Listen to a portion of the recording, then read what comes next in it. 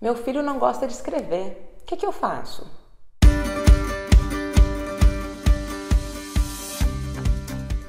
Bom, primeira coisa que a gente tem que pensar quando a gente fala sobre essas crianças que não gostam de escrever é se elas não gostam de escrever à mão ou se elas realmente não gostam de produzir textos. E isso pode ser digitado, pode ser usando alfabeto móvel ou qualquer outro material.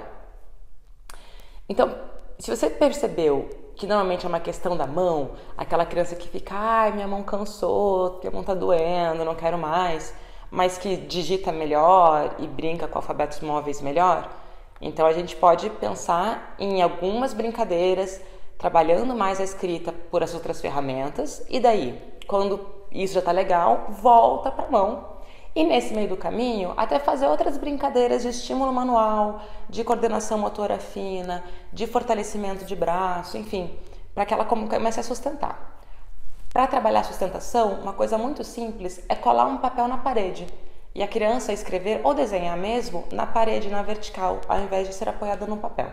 E também outras brincadeiras variadas, como massinha e qualquer outra questão psicomotora, de colocar continhas para fazer um colar ou de amassar papel crepom também podem ser úteis. Mas enfim, falando sobre a escrita. Abusem de outras formas, não pensem só na escrita enquanto escrita com lápis grafite num papel, né? Então a gente pode pensar numa escrita com diferentes materiais, desde um giz de cera até um tijolo riscando no chão ou um giz de quadro escrevendo no chão ou numa parede, como também outros materiais, outros papéis, outras superfícies. Para além disso, a gente pode pensar na escrita usando o alfabeto móvel, e esse alfabeto móvel é, por exemplo, aquelas letrinhas de madeira ou de plástico separadas, isso é um alfabeto móvel.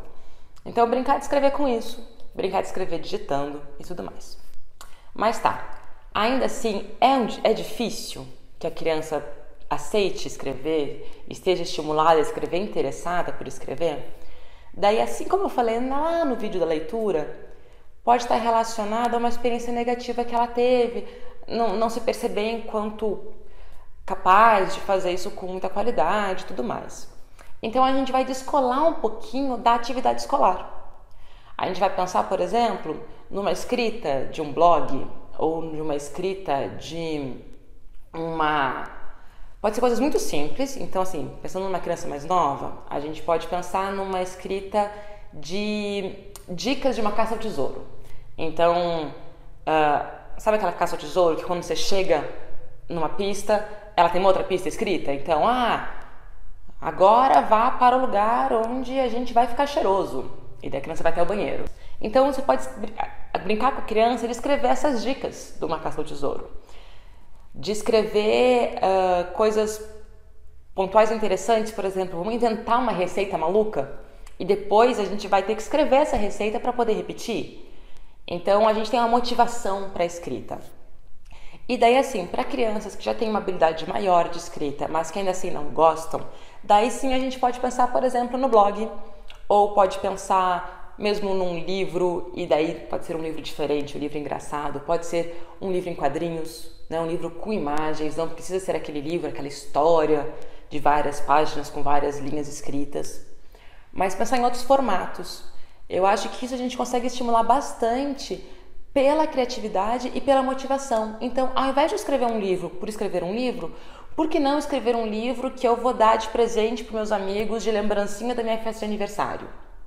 Ou por que não escrever uma história que depois a gente vai fazer em forma de teatro com a família? Então, quando a gente tem um motivador a mais para a escrita, que não seja uma avaliação escolar, isso pode ajudar muito. Então é isso.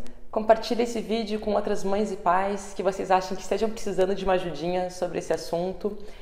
Escreve aqui nos comentários alguma dúvida que você tenha que eu possa tentar te ajudar.